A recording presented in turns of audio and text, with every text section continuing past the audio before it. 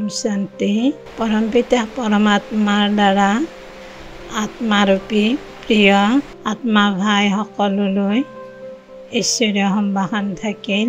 प्रिय आत्मा भाई सकल, ईश्वरीय स्मरण আৰু স্নেহ সম্ভাষণ জনালো।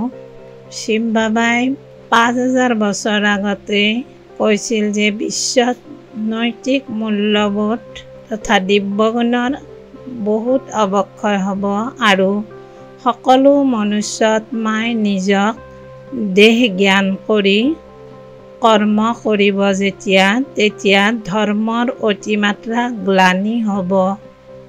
সেই সময়তে শিৱ পৰমাত্মা পিতাই পুনৰ আহি পবিত্ৰতা, দিব্যতা, আধ্যাত্মিকতা তথা শান্তি সত্য যুগৰ স্বৰ্ণিম যুগৰ স্থাপনা কৰিব।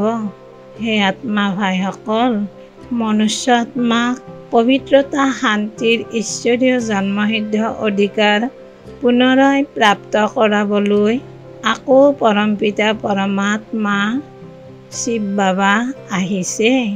শিৱ বাবাই জনম মৰণ আৰু সুখ দুখৰ চক্ৰৰ পৰা মুক্ত হয়, শৰীৰ ৰহিত হয়। শিৱ বাবা জ্যোতি স্বৰূপ, পৰম পবিত্ৰ আৰু সৰ্ব আত্মাৰ কল্যাণ কৰোতা হয়। সকলোৰে মাতা পিতা, স্বামী, সখা, শিক্ষক আৰু সৎগুৰু অৰ্থাৎ সৎগতিদাতাও হয়। শিৱ বাবাই লৌকিক জন্ম নলয়, কিন্তু এক সাধাৰণ বৃদ্ধ মনুষ্যৰ শৰীৰত প্ৰৱেশ কৰে, যাতে সেই শৰীৰৰ মুখৰ দ্বাৰাই প্ৰাপ্ত প্ৰায় লুপ্ত হোৱা ঈশ্বৰীয় জ্ঞান আৰু ৰাজযোগৰ শিক্ষাসমূহ দিব পাৰে। সাধাৰণ মনুষ্যই শিৱ বাবাৰ এই দিব্য জন্মৰ ৰীতি নজনা কাৰণে কোনো লোকে পৰমাত্মা শিৱ বাবাক চিনিব নোৱাৰে। মনুষ্য আত্মাই জন্ম, মৰণ, কৰ্মবন্ধন, সংস্কাৰৰ বন্ধন তথা দেহ অভিমানৰ বাবে শিৱ বাবাক প্ৰকৃত ৰূপত নাজানে।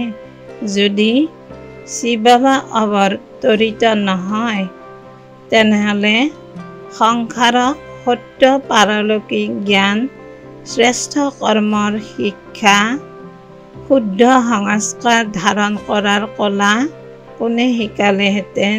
পৰমপিতা পৰমাত্মাই সৰ্ব আত্মাক মুক্তি, জীৱন মুক্তি দিবৰ বাবে বহুত দূৰ পৰম ধাম, যাক পৰম ধাম, ব্ৰহ্মলোক, নিৰ্বাণ ধাম, শান্তি ধাম আদি নামেৰেও জনা যায়, তাৰ পৰা আহি প্ৰকাশময় জগতৰ পৰা আহি আমাক আত্মাসকলক সম্পূৰ্ণ পবিত্ৰতা, সুখ, শান্তিৰ বৰদান দিবৰ বাবে শিৱ বাবাই এই গীতাৰ জ্ঞানযজ্ঞ ৰচনা কৰিছে।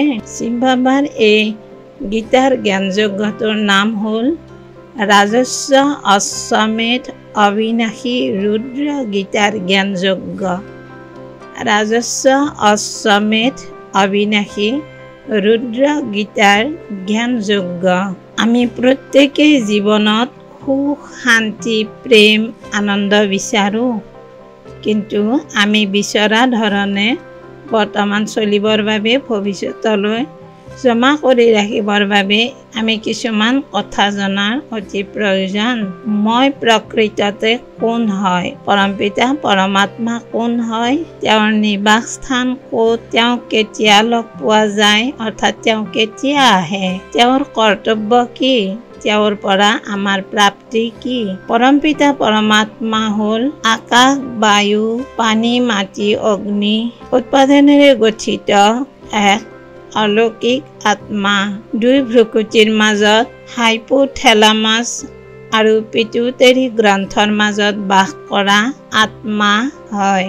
শিৱপিতা দিব্য জ্যোতিৰ্বিন্দু স্বৰূপ তৰা সদৃশ সূক্ষ্ম দিব্য শক্তি হয় আৰু মনুষ্য আত্মাও একে হয়। শিৱ বাবাৰ জ্যোতিৰ্বিন্দু তৰা সদৃশ স্বৰূপ হয় আৰু মনুষ্য আত্মা হয়। শিৱ বাবাক ৰুহ বুলিও কয়। মন, বুদ্ধি, সংস্কাৰ নামৰ তিনিটা সূক্ষ্ম শক্তিৰে শিৱ বাবাৰ আত্মা গঠিত হয়।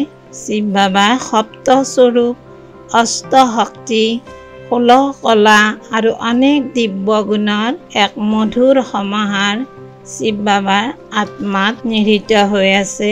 পৰমপিতা পৰমাত্মা যেনেকুৱা অনাদি অবিনাশী জ্যোতিৰ্বিন্দু স্বৰূপ বিশ্ব কল্যাণকাৰী হোৱা হেতুকে তেওঁ শিৱ পৰমাত্মা বুলি কোৱা হয়। এইদৰে পৰমপিতা পৰমাত্মাৰ সৰ্বধৰ্ম মান্য স্বৰূপ হ'ল নিৰাকাৰ জ্যোতি স্বৰূপ, প্ৰকাশ জ্যোতি স্বৰূপ, নূৰ, লাইট, ঈশ্বৰ, আল্লাহ, গড, ৱাহে গুৰু আদি এনেদৰে তেওঁক মনত কৰে। পৰমাত্মাক বেলেগ বেলেগ নামেৰে মাতিলেও তেওঁৰ স্বৰূপ সকলো ধৰ্মতে একে হয়। নিৰাকাৰ জ্যোতি স্বৰূপ, পৰম প্ৰকাশ পুঞ্জ, যি সৰ্বধৰ্মমান্য, যি দেৱাৰো দেৱ মহাদেৱ হয়।